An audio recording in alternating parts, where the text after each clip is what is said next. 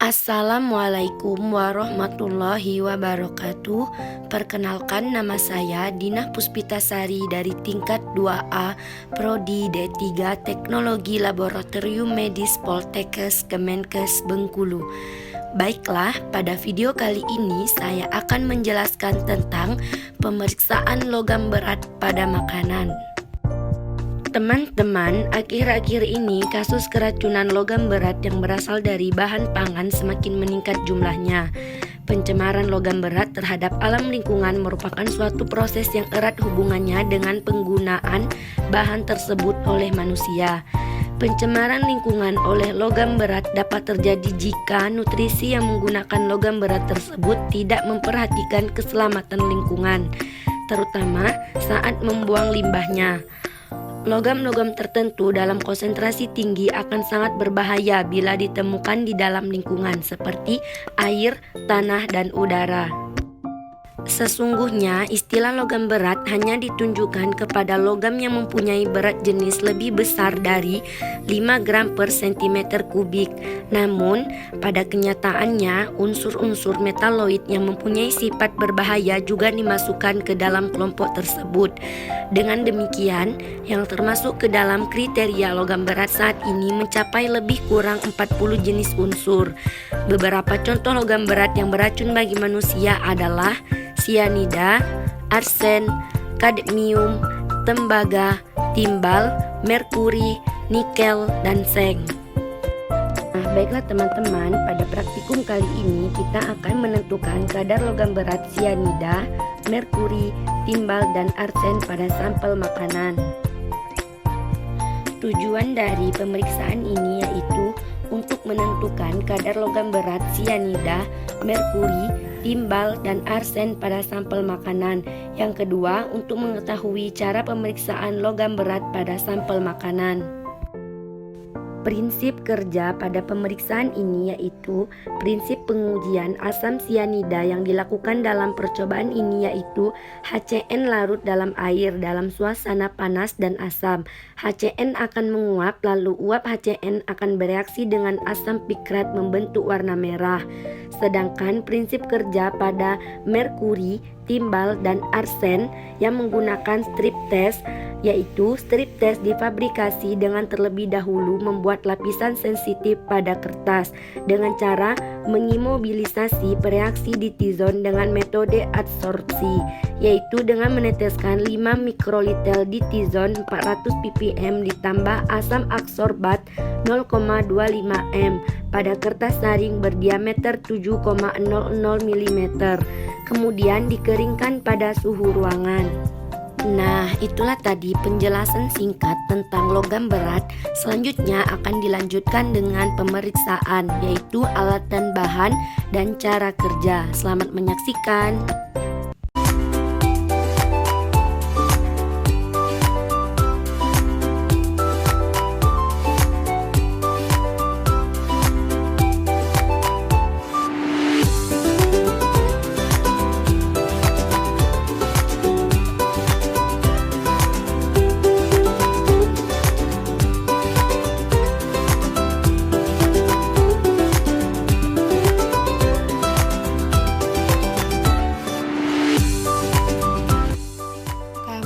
Dari kelompok 16 akan melakukan uji sianida dengan menggunakan sampel rebung yang kami beli di pasar Simo. Pertama-tama rebung sudah kami potong-potong, kemudian kita timbang dengan berat kurang lebih 5-10 gram. Setelah itu kita haluskan rebung dengan menggunakan mopal. Setelah dirasa cukup halus, kemudian kita tambahkan aqua secukupnya dengan tujuan agar ekstrak rebung bisa kita jadikan bahan uji. Kemudian kita ambil satu strip CN, lalu kita celupkan ke reagen CN1, tunggu hingga kering, dan setelah cukup kering, kemudian kita tetesi strip CN tadi dengan menggunakan reagen CN2 sebanyak 1 tetes.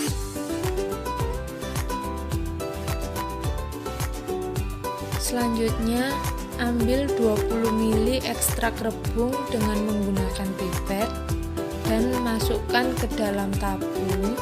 Kemudian kita tambahkan reagen CN3 sebanyak 1,5 ml.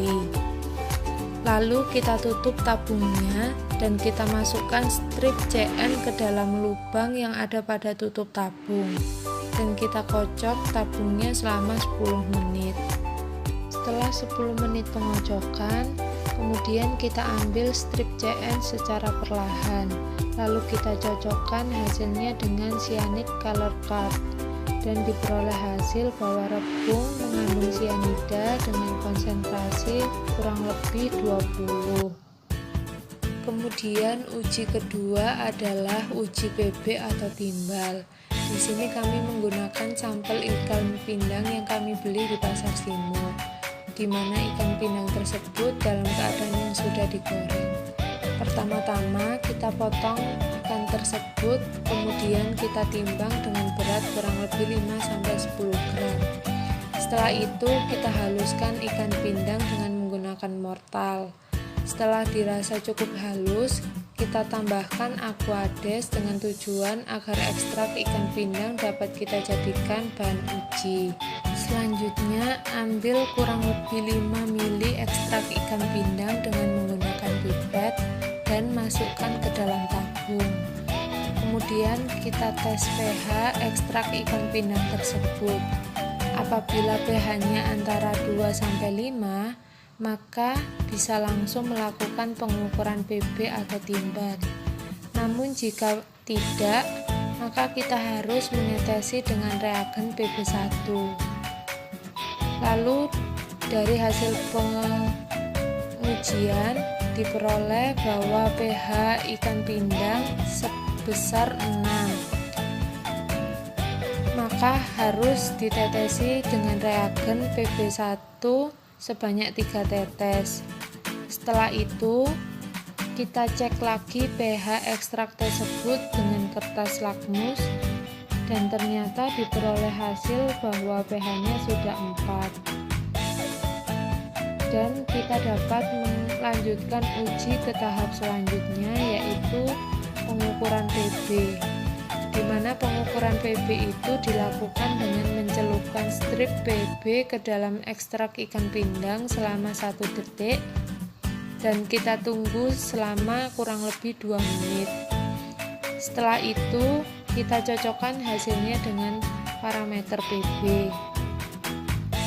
Peroleh hasil bahwa ikan pindang yang kami beli di pasar Simo tidak mengandung PB.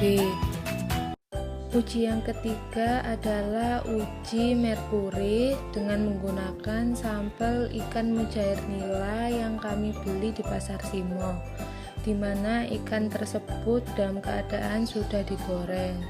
Pertama-tama kita potong-potong sampel tersebut, kemudian kita timbang dengan berat kurang lebih 5-10 gram. Setelah itu kita haluskan ikan mujair nila dengan menggunakan mortal. Setelah dirasa cukup halus, kita tambahkan aquades secukupnya dengan tujuan agar ekstrak ikan mujair nila dapat kita jadikan sebagai bahan uji. Selanjutnya, ambil 10 ml ekstrak ikan mujair nila dengan menggunakan pipet dan masukkan ke dalam tabung. Kemudian tambahkan reagen sebanyak 2 ml, lalu masukkan strip ke dalam lubang yang ada pada tutup tabung, kemudian kita tutup tabungnya. Lalu kocok sebentar dan tunggu hingga 20 menit. Setelah 20 menit, ambil strip perlahan, lalu kita cocokkan hasilnya dengan mercure color card dan diperoleh hasil bahwa ikan mujair nila tidak mengandung merkuri dan aman untuk dikonsumsi. Uji yang keempat adalah uji arsen dengan menggunakan sampel permen kopiko yang kami beli di warung di Banyu Urip Lor Gang 8. Pertama-tama permen kita hancurkan, kemudian kita timbang, dan setelah itu kita haluskan kembali dengan menggunakan mortar. Setelah dirasa cukup halus, kita tambahkan aquades dengan tujuan agar ekstrak permen bisa kita jadikan sebagai bahan uji. Selanjutnya kita ambil 20 ml ekstrak permen kopiko dengan menggunakan pipet dan masukkan ke dalam tabung. Kemudian kita tambahkan reagen Z sebanyak 1 kapsul dan kita tambahkan lagi reagen S sebanyak 1 sendok. Setelah itu masukkan strip ke dalam lubang yang ada pada tutup tabung, lalu kita tutup tabungnya. Putar tabung secara perlahan hingga 20 menit. Setelah 20 menit, kita ambil strip dan kita cocokkan dengan arsen color card. Dan diperoleh hasil bahwa permen kopiko negatif arsen atau tidak mengandung arsen dan aman untuk dikonsumsi. Pada praktikum kali ini dilakukan uji sianida pada sampel rebung, didapatkan hasil positif mengandung sianida kurang lebih 20. Sedangkan pada uji timbal pada sampel ikan pindang goreng hasil yang didapatkan negatif atau tidak mengandung timbal.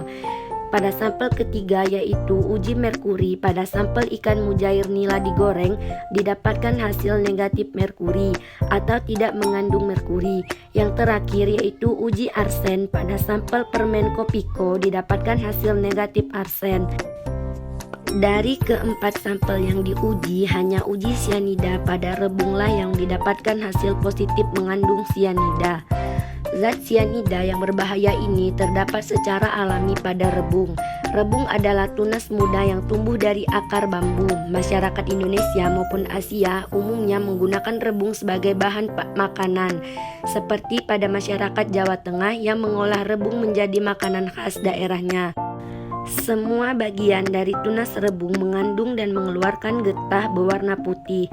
Getah itulah yang mengandung zat racun sianida. Asam sianida pada rebung ditandakan dengan rasa pahit. Semakin pahit rasa rebung, maka semakin banyak pula kadar sianida yang terkandung di dalam rebung tersebut. Kadar sianida pada rebung pun tergantung pada usia rebung tersebut. Semakin tua umur rebung, maka kadar sianida yang terkandung pun semakin tinggi. Baiklah teman-teman, kesimpulan dari praktikum kali ini yaitu didapatkan uji sianida pada sampel rebung hasil positif, sedangkan pada uji arsen, merkuri, dan timbal didapatkan hasil negatif. Karena zat sianida yang berbahaya ini terdapat secara alami pada rebung. Baiklah teman-teman, itulah video dari saya. Semoga bermanfaat. Wassalamualaikum warahmatullahi wabarakatuh.